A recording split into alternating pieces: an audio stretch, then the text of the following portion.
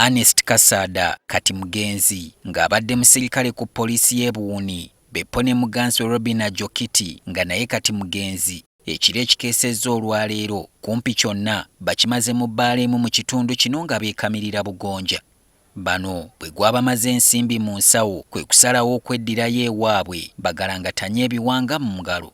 Okusinziira ku batuuze ku ssaawa nga 10 mu kinywambogo nga bukya baawulidde ebyasi nga bivugira mu nju abaagalana gye beesozze. Muwala mwene oyo yangulira ku omwenge era ecupa ndala ya bbiya. Bamala baafuluma n'omusaada baatambula okujja omuserikale oyo. Omuserikale oyo baafulume naye Bugiri okujja ku nju mpulira kyamukubya amasasi. Ajokiti abadde wa myaka 19 gyokka era ng'ennyumba mwe yattiddwa kabiitewe eriraanye poliisi kamutta w'abadde akolera. Baserikale banne olwawulidde bino nabo baazambalidde ku mugongo nga nswa ne batinatina okujja okulaba ogubadde. Kyokka Kasadha olwakitebuse ti bano bazze kumugomba mu bwala teyabalinze kutuuka nabo n'abawerekerezaayo ebyasinga biibyo.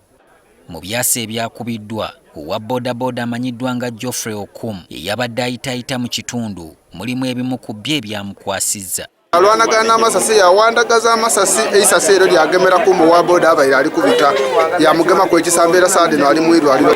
Owa bodaboda tetunaba kutegeera ebimukwatako lyennyini naye esasi limukute mu process y'oku exchanginga ne bamuadmitinga essaawa zinali Bugiri mu ddwaliro.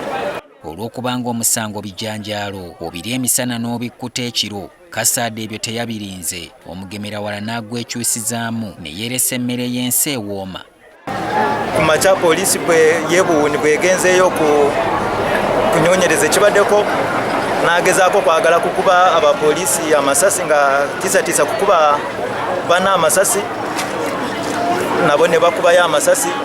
Ndowooza alabye embeera ng'emusuukiriddeko naye kwe kwekubya amasasi ku mutwe n'afa. Mu maka g'omuwala Ajokiti tusanze ekiyongobero ky'abazinzeeko dda era nnyina w'omugenzi Robina Ajokiti atubuulidde akaseera bwe yasembeddeyo okulaba ku muwala we. Saa moja ya jioni nilionako yeye. Akakuja akachenji nguo akaenda. Tuache niendeko hapa kwanza, mimi nakuja kutoka asubuhi bado fika huko. Newankubadde poliisi etegeezezza nti owa bodaboda yalumiziddwa yatwaliddwa mu ddwaliro e Bugiri. Ono tumusanze mu maka ge Buwuni ng'ali awo yeenyoola na bulumi. Bankubye esasi sirina ssente ngenze mu kakiriniki ne banteekawo jasi bipamba. Abantu be batubuulidde nti bonna ne bw'obasulika toyinza kubaggyamu yadde ekinusu ekitandikirwako okutwala okumu mu ddwaliro. Kyokka yabadde alabirira n'abaana tetulina kyakulya tuli just tulina treatment ali just mu nju.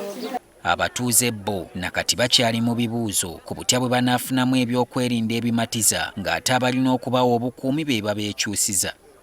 Abaana bajja mu tawuni otumya omwana we igula agiire mu tawuni ayagaina omwami oyo amugemyeko ebinairira kitwidi buti olunamukoba kunadeema ng'amukuba amasasi. Kirese obuzibu kubanga yanwira omwenge gwaba mungi yatusaniko ekisente y'okola ey'okuyita mu myaka egize gyetooloola ab'ebyokwelinda abawerako nabo bazze batta abaagalwa baabwe mu ngeri esigala nga yennyamiza. Jjukira mu February 2010 Lieutenant David Okum bwe yasindirira muganzi we Teddy Yakura ebyasi mu kitundu ky'e Busanza mu disitulikiti y'e Kisoro olw'okuteebereza nti muganzi we ow'ebbali yali amuweereza obubaka obuwoomerera ku ssimu. Waayita nnaku bunaku Private James Niwagaba naye n'asindika kabirina geewe eyamanyibwako erya Debora lyokka ekaganga. Mu Desemba 2010 Corporal Herbert Rakihembo eyali yakava mu ddwaniro e Somalia yatta muganzi we Irene Nakibirango ne banywanyiiba okwali Zaina Nassolo, Lois Kawendeke ne Ali Bavawala gwe yali ateebereza okubanga abadde yeesoloseza ku mukazi we w'atabadde. August 2018 omukuumi wa kampuni y'obwannannyini Quinto Annual yatta munne eyamuli omwoyo Jennifer Amoding kabya yakubirwa essimu gye yeekengera nti yali yamusiguze kubanga bulijjo omukulu takulira mpya bbiri n'endege teziyoogaanira mu mazzi.